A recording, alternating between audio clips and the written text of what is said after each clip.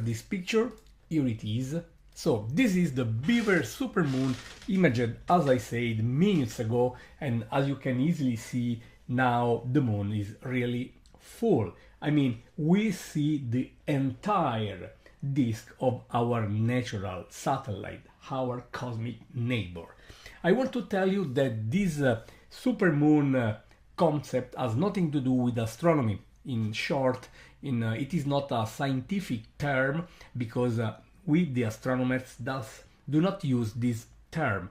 It is now a very successful term out there, very so successful, and we started using this term as well because we love bringing the beauty of the cosmos to people, and I find that supermoon is very efficient to bring to you the idea behind it. So let me underline again that supermoon is not a scientific term, but that said, what does it mean? You know, the moon is orbiting around our planet. It takes a bit less than 1 month to the moon to complete an orbit around us, and while it is doing that, during that 1 month long journey, you can see the moon just changing the phase from new moon, first quarter, full moon, last quarter, and new moon again before a new cycle is started, okay? And the orbit of the moon around the Earth is not just a simple circle, it is an ellipse. That is, it has a bit of eccentricity, and because of this, of course, the distance of our cosmic neighbor from the Earth is not the same while it is moving along this orbit. So sometimes the moon is a bit closer, sometimes the moon is a bit farther, and we call the closer position perigee and the farthest position apogee. So when the moon is close to its perigee, it is a bit closer, okay? It could be a few percent closer than an average moon. And what happens if the moon is at the perigee and at the same time is close to the full phase, like has happened now, for example? Well, at that point you have a full moon a bit closer than usual, and this is why you will see a bit larger in the sky, okay? But a few percent, I really believe that nobody will be able to recognize that this full moon is a bit larger, about 5% than an average full moon, because the difference is very small and we don't have memory of the previous of the average moon, but mainly because it is a very marginal difference. Anyway, it is a few percent larger, tonight full moon, a few percent larger than an average full moon, and a bit brighter, okay? And out there, they started using this term supermoon just to describe this condition. A full moon close to its perigee, okay? Making it a bit larger and brighter, simply because it is a bit closer. But as I said, and as I still want to repeat, this has nothing very special, nothing revolutionary as for what you will see of the moon. But still I find this term quite efficient, as I said, to bring to you the idea behind it, the idea that we try to explain right now. And I'm happy if that idea and that term will just invite you, will promote, I mean, the experience of the sky. If you will go out there and look at the moon, and you will discover that there is such a beautiful sky over there, thanks to the supermoon idea, I'm happy with the supermoon. So I invite you, all of you listening to me right now, at some point of your evening, just go out there and enjoy with your own eyes the full moon. And this time you can do this basically from everywhere. There are no limitations because of light pollution, because the moon is of course very bright. And right now the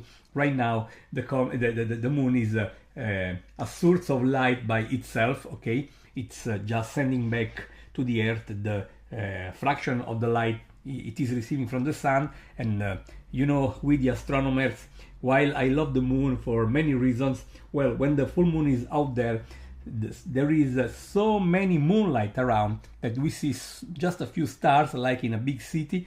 And so very often we take the time around the full moon to take some sleep, to take some relax. But as I said, that is at least a natural source of light, nothing to do with the pollution from artificial light. Just to make this clear, and I strongly suggest you to find your time to look the moon with your very own eyes. And as I said, this is the last fourth supermoon of 2024.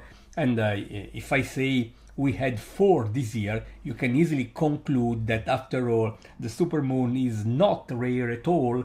Having 4 in 1 year, it's basically almost 40% or so. So it is not rare at all.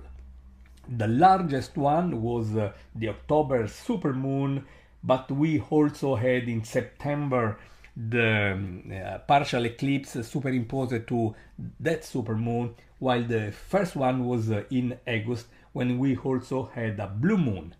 So this year we had plenty of supermoons, just limiting ourselves to the full moon, because you can have the full moon during the lunar perigee, and we call it this supermoon, which is not a scientific term, I repeat.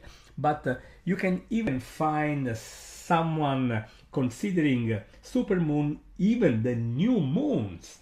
But by definition, you cannot see the new moon in the sky because it is somewhere between us and the sun, unless it is not perfectly aligned with the earth and the sun to create a solar eclipse. And we had that situation a few years ago. That is a supermoon at new moon during solar eclipse, but that is quite rare. So this is why, after all, just the full supermoons are of interest for the general public, I would say for everyone. And while this image is the only one I could capture, as I said, at the remote observatory we have very strong wind, making truly unsafe, very risky for us to operate the system, the telescopes remotely under those very strong, severe wind conditions. But as I said, I managed to capture this image from Rome, and this is the supermoon we are talking about, taken a few minutes ago.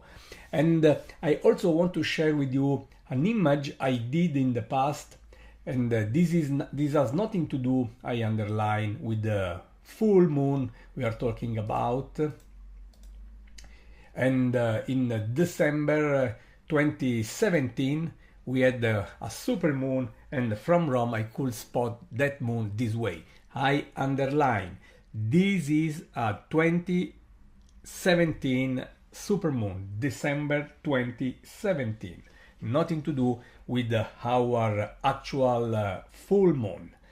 While a few summers ago I could take this image, another supermoon rising above the Quirinale, the the residence of the Italian president, and you can see the Italian flag, by the way, and still I underline this image has nothing to do with our supermoon now. This is an old supermoon from our archives, as well as this other image taken in May 2022, if I remember right, so a couple of years ago. So this image is not showing the current supermoon, which I shared earlier. Just for the record, these are a few archives images, hoping to bring to you the beauty of such an event, the supermoon.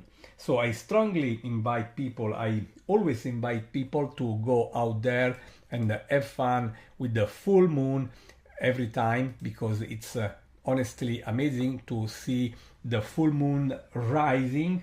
And by definition of full moon, that is from the earth you see the full moon on the opposite direction than the sun. So because of this geometric condition, when the sun is setting at sunset, of course, you see the full moon rising, and it is amazing to see the full moon rising because you can still see, thanks to the twilight, the residual light at the end of the day, you can still enjoy the panorama, the terrestrial panorama, with the full moon rising on the very foreground. And I exploited those conditions many times to capture a few images, like the ones I shared a couple of minutes ago, with the full moon, the supermoon in case, rising behind the monuments of Rome or some very special places of the natural world.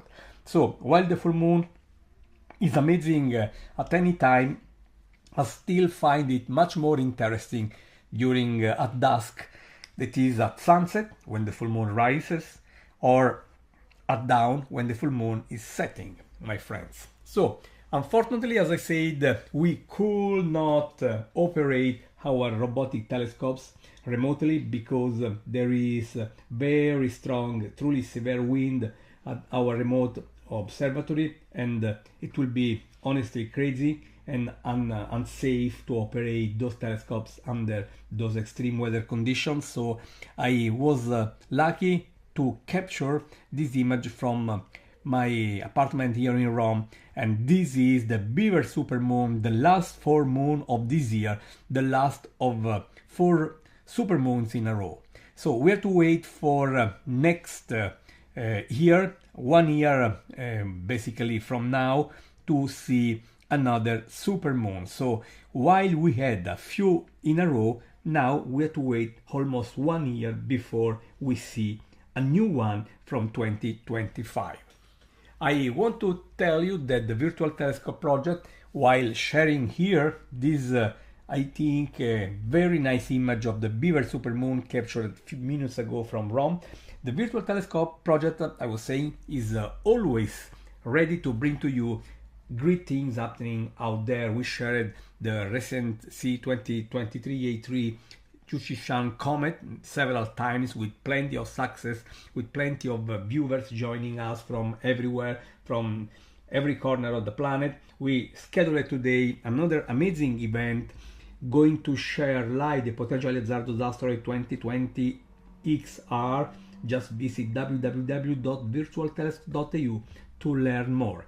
I strongly suggest you to subscribe our YouTube channel. Just click on the bell. You can easily locate the bell just moving the mouse on the video window you are seeing now. You can also join our Facebook page, the Virtual Telescope Project page on Facebook. This way you will always learn when something new is just happening, when something new is rising above the horizon, and when the Virtual Telescope Project is sitting on the first row to bring the experience live to you, no matter where you are on the planet, just perhaps sitting in your living room, connected with us, with our robotic and state-of-the-art technology here in Rome, Manciano, Italy, in the beautiful countryside of the Maremma in Tuscany.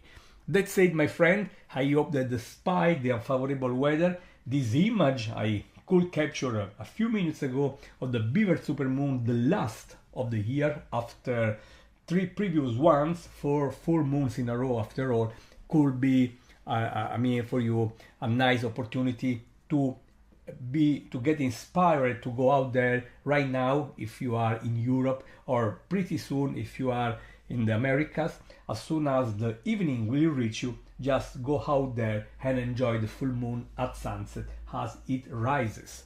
That's it. Please consider if you want to support our project.